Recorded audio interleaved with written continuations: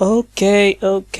Nagbabalik si Norlimac para sa isa na namang tutorial. Yes, at ang tutorial na ito ay how to farm Ron. Right?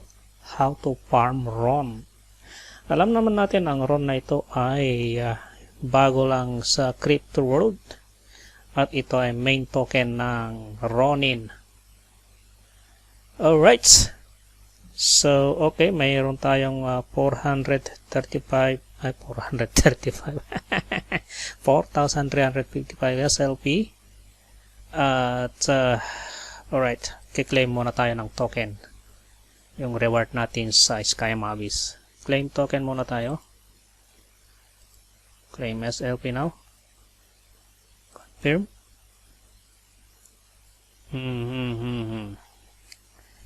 4,355 kanina.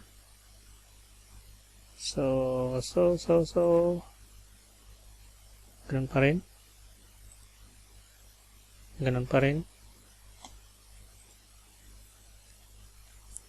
Pending. Okay, wait muna natin mga kaibigan.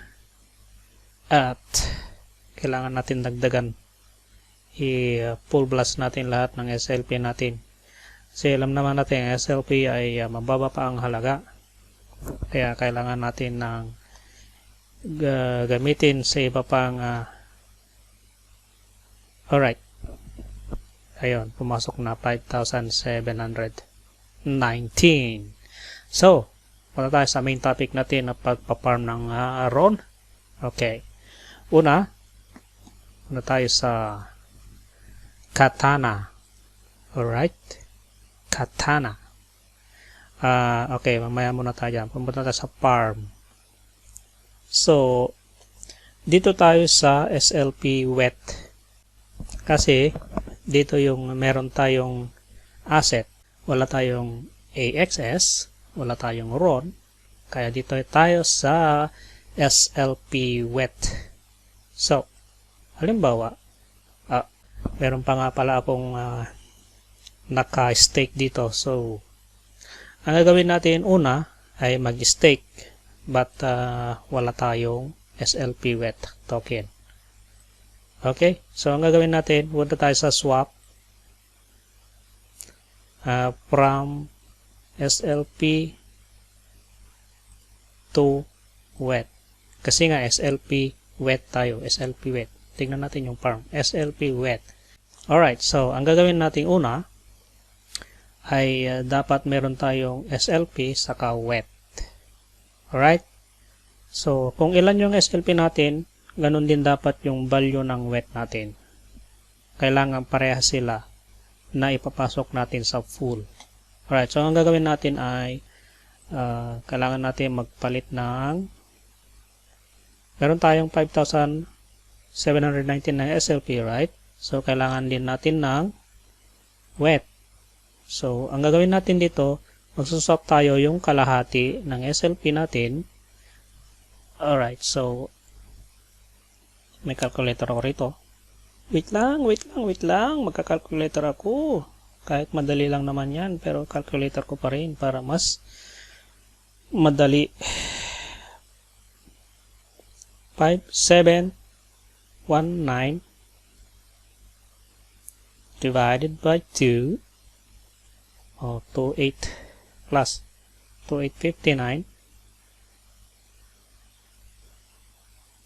So sabi ko kanina dapat parehas yung value nila. So 2859, right? So $49. Okay? Yung kalahati ng 5,719 ay ginawa kong 2859 kasi nga dapat parehas sila ng value. So yan, $49. Ano natin na yung points na yan, basta nag $49 silang pareho. Yan ay pwede na. So, suswap natin yung kalahati ng SLP natin into wet. Right? Confirm swap. Confirm. Meron tayong free 30. Okay. confirm transaction. Na-confirm naman natin. Nagloloko na naman yung wallet ko, malamang.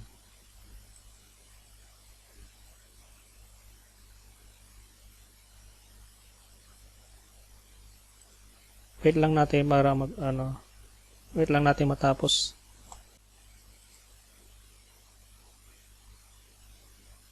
Ayun, meron na ako. Ayan, okay na. So, okay na. So, meron na tayo. Ngayon, nag-swap na natin yung kalahati ng bilang ng SLP natin at naging parehas na sila. So, punta tayo sa pool. Pool. Add liquidity. So, wet at SLP. Mamax natin yung wet natin kasi parehas naman sila ng bilang ng SLP natin. So, yan. Max wet. Tapos,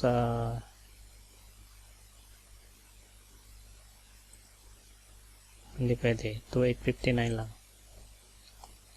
Kasi nga, yun yung kuhan natin kanina. Hindi pwede. So, ang ganito gagawin na lang natin. Pagka masyado marami, kasi, pag mas mataas yung bilang ng SLP natin, yung value ng SLP natin, doon sa wet, hindi magpo-proceed. So, kailangan natin i-max yung wet, kung ilan yung wet natin. So, 51 lang palang kailangan na SLP. So, I think magpo-proceed na kasi nagpakita na yung supply. Confirm supply. So, yun lang naman. 29 na lang. Pwede nating i-close to. Makikita naman natin doon kung mag-success. Alright? Ito yung magandang gamitin. Ito yung magandang gamitin muna natin sa pagpa-farm yung SLP natin habang mababa yung value. Kasi anytime na tumaas yung SLP, pwede natin unstake tong SLP natin. Hindi naman to nakalock. Anytime pwede natin i-unstake.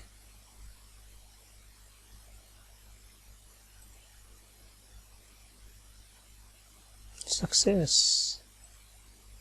Okay, success. So, meron na tayong SLP wet sa ating pool.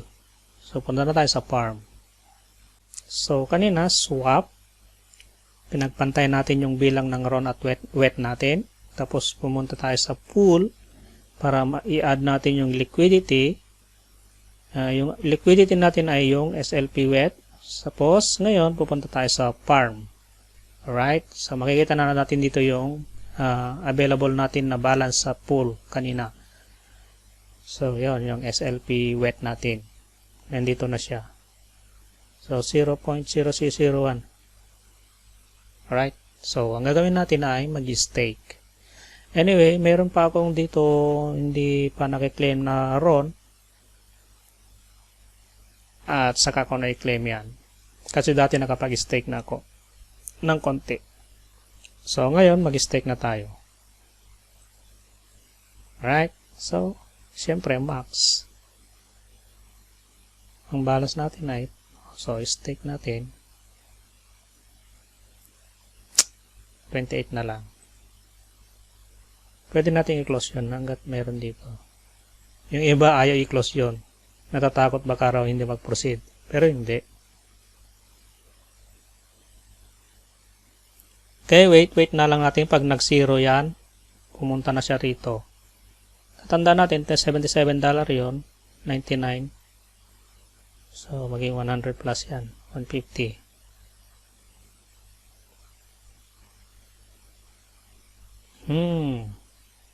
Alright, so, nag-zero na siya. Success na siya, $176. Alright, so, nagpa-farm na siya. Ganun lang. Ganun lang. Ganun lang talaga. At ganun lang. Anyway, tignan natin yung value ng RON ngayon. So, as of now, ano bang date ngayon? Ano bang date ngayon? Friday, March 11, 2022. Alright. Ang value ng RON ngayon ay 1.88. At tignan natin yung pinakamataas na value niya. Yan ay $4.29 US dollar. Alam naman natin yung RON ay bago pa lang sa crypto world, sabi ko nga kanina, kaya hindi pa ito nagpa-pump. So makikita natin yung trend niya ay pababa pa. Inaantay natin yung pagbulusok niya pataas hanggang maging $50 yan. So as of now, 1.88 pa lang siya ngayon. Antayin natin maging $100 yung isang RON. So, tiba-tiba tayo. Oh, sarap. Hindi pa siya tumataas eh. Alam naman natin lahat ng coins ay may chance na magbulusok pataas at yun ang inaantay natin sa RON. So kailangan natin mag-farm ng maraming RON ngayon hanggang sa dumating yung araw na maging 100,000 yung isang RON, 100,000 US dollar yung isang RON, saka natin ipalit yung RON natin. Alright! Napakagandang balita yun. Alright, yun lamang mga kaibigan. Ganon ang pagpaparm ng wet. Alright, punta tayo sa swap. Kung ilan yung value ng SLP natin, hatiin natin para maging pareho. Yung kalahati gawin nating wet. At pumunta tayo sa pool. Pagkatapos nyan, add liquidity tayo. So, imamax natin yung wet kasi yun lang yung meron tayong available na wet. Tapos select natin yung token na kaparehas niya, yung SLP, kasi XLP wet nga tayo. And then, punta tayo sa farm. Pagkatapos nyan, mag-stake tayo. Kasi magpapaganda naman dito yung sa available mo na SLP wet na ginawa natin sa pool. Alright, thank you very much. This is yung lingkod, Nolimac. Bye-bye. God bless you all.